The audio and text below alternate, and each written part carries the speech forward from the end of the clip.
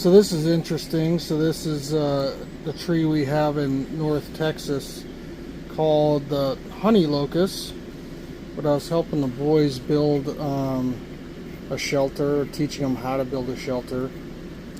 We came across, I mean, these are all over the place, you know, but I was telling them if you just cut it off right here and notch it a little bit at the top, you'd have a darn good, pretty strong fishing hook, because these thorns are really strong. So if you ever had to have a makeshift fishing hook, this would be a great go-to, at least in the climate I'm in, you know, North Texas.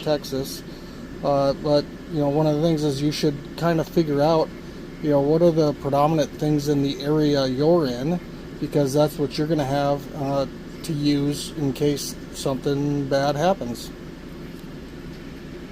Now, the other thing with this that makes it really useful is that, you know, while we were building that shelter, I ended up pulling out 3 or 4 of these out of the slip shoes I was wearing, you know, which were 1.5 inch thick, and they were puncturing that rubber all the way up through into just tapping the bottom of my feet. So from a defensive standpoint, if you were moving and needed a short-term place to stay, you know, finding some place that's, you know, very well populated with these and placing yourself in the middle make it very difficult, you know, for somebody to get in, and it sucks, right? So I mean, I remember when I was in training and we were doing a FTX, and the lane we were on had this like creek running up to it, all the way up to the end of the lane where the ambush point was supposed to be for you know, suspected bunker.